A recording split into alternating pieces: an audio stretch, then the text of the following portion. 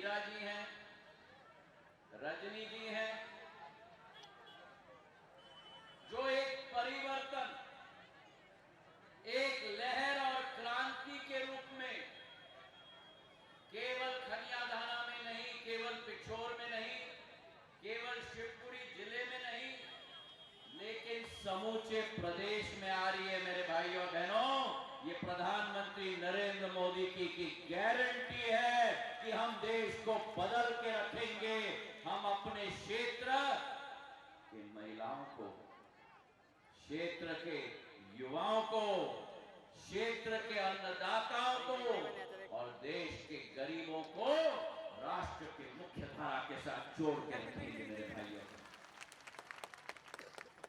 65 वर्ष आजादी के कई सरकारें आई, कई सरकारें गई, नारे हमने बहुत सुने। कोई सरकार कहता था गरीबी हटाओ, गरीबी हटाओ। 65 वर्ष की राज कांग्रेस की रही, गरीबी नहीं हटाई। नारा लगा रोटी, कपड़ा और मकान। नारा तो लगा दिया, लेकिन ना रोटी, ना कपड़ा और ना मकान। ये कांग्रेस देश के गरीबों की गरीबी पर राजनीति करती थी। ये देश एक विकास पुरुष के लिए इंतजार कर रहा था। और प्रधानमंत्री नरेंद्र मोदी जी ने पिछले 10 वर्षों में आपके सपने, आपके सपने, आपके सपने, आपके सपने, उस दुकान में खड़े हुए हर दुकानदार के सपने, हर गांव के गरीब के सपने, हर किसान के सपने, हर महिला के सपने, हर नौजवान के सपने तो अपना संकल्प बना दिया। आपके सपनों को उन्होंने अपना संकल्प बना दिया और एक बार उन्होंने आपके सपने को अपना संकल्प बना दिया तो वो प्रण ले लिया कि जब तक ना रुकेंगे, ना झुकेंगे, जब तक इस संकल्प को सिद्धि में परिवर्तित करके जनता की आशा और मुस्कुराहट न देखेंगे। और उसका उदाहरण हमने इस मंच से सुना। मेरी मीरा दीदी, मेरी रजनी दीदी, जिनकी कहानियां आपने सुना, घर में बच्चों, बूढ़ों, परिजनों के साथ मिलकर बैठी हुई थी, आय का स्रोत नहीं। आप लोग अगर बैठोगे तो मैं आपकी बात सुनूंगा, शांति से बैठोगे तो मैं आपकी बात सुनूंगा।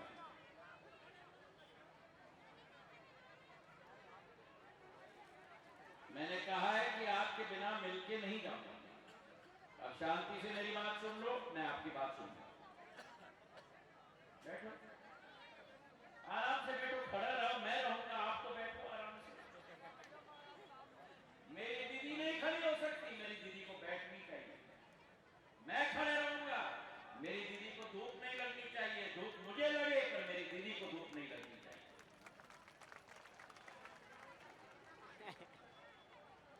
एक संकल्प उन्होंने लिया।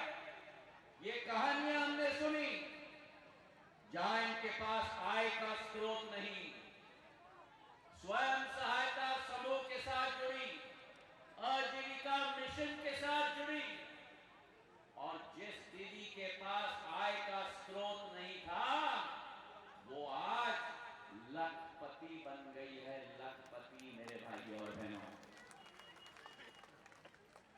सरकार ने ऋण दिया, सरकार ने राशि दिलवाई, स्वयं सहायता समूह में बंटवारा हुआ, किसी ने दुकान खोला, किसी ने बकरियां पालन की, किसी ने गौशाला लगाया, किसी ने बर्तन बनाने का कार्य शुरू किया। मेरी रजनी दीदी ने राजस्थान का पोशाक का दुकान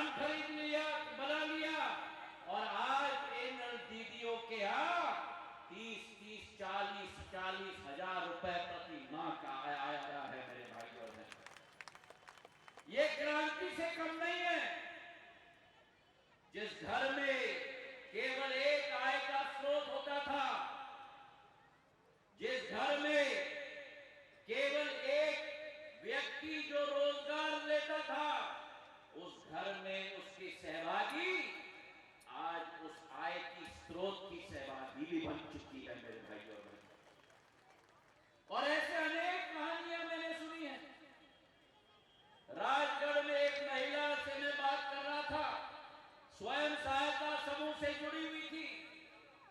उसने कहा, संध्या जी, मेरे घर में कोई आय नहीं था, मैंने इंश्योरेंस का व्यापार का शुरू किया। बैंक के खाते में इंश्योरेंस बीमा लेते हुए एक एक व्यक्ति का मैंने कमाना शुरू किया और मुझे 5 साल हो गए। और आज आपको मालूम है, मुझे बड़ा गर्व है आपके सामने कहते हुए, मेरे पति के पास 4 पहिए की गाड़ी नहीं थी, मैंने अपने पति के लिए गाड़ी खरीद के दिलवाया। ये नई क्रांति देश में आई, क्योंकि अगर देश को प्रधानमंत्री जी की जो सोच और विचारधारा है कि भारत को 2047 तक, आज हम लोग भारत के अमृत महोत्सव में हम चल रहे हैं। अमृत काल से शताब्दी काल तक, 2047 तक, अगले 20-25 वर्ष अगर ये परिवर्तन लाना है, भारत को आत्मनिर्भर बनाना है, भारत आत्मनिर्भर बनेगा जब मेरी मातृशक्ति उभर के आएगी मेरे भाइयों और बहनों। और इसलिए संसद में भी आप जिला पंचायत और नगर पालिका की बात छोड़ दो, प्रधानमंत्री जी ने महिला विधेयक लाकर संसद में भी 1/3 आरक्षण महिलाओं के लिए करवा दिया है मेरे भाई और बहनों। महिलाओं के लिए आरक्षण। बैठ जाओ, खुसफुस घर जाके करो। अभी बैठ जाओ, बैठ जाओ। जब तक नहीं बैठोगी मैं शुरू नहीं करूंगा, उसके बाद आपके बीच में आऊंगा। बैठ जाओ, बैठ जाओ। ये खुसफुस बहुत जरूरी चीज भी है, उससे एक बात हजारों लोग तक पहुंच जाती है।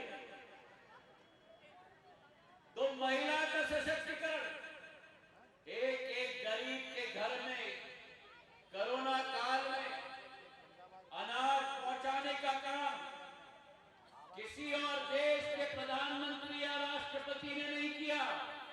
अगर किसी ने किया तो केवल प्रधानमंत्री नरेंद्र मोदी जी ने किया मेरे भाइयों और बहनों।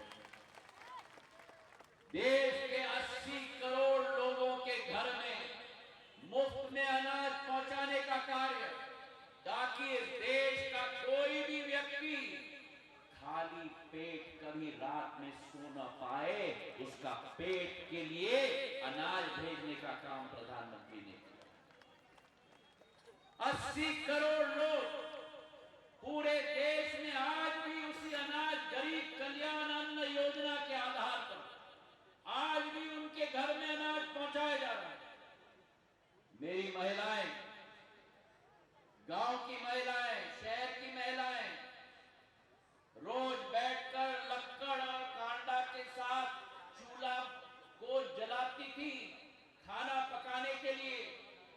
जाने या अनजाने में 2 पैकेट सिगरेट फेफड़ों में जाता है जब आप उस चूल्हे को फूंकती हो। देश का एक ही प्रधानमंत्री ने इन महिलाओं के बारे में सोचा। क्यों? क्यों?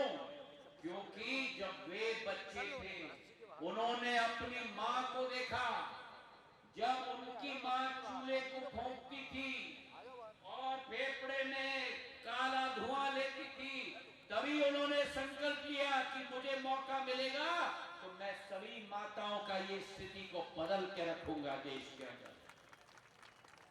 और आज देश के अंदर 10 करोड़ महिलाओं को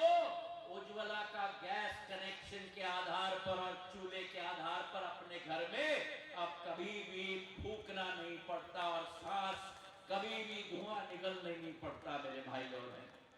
10 करोड़ महिलाएं, और अगर खनियादाना और पिछोर को हम जोड़ लें तो इस खनियादाना और पिछोर में 27,900 महिलाओं को उज्ज्वला का चूल्हा और उज्ज्वला का गैस कनेक्शन दिया गया है।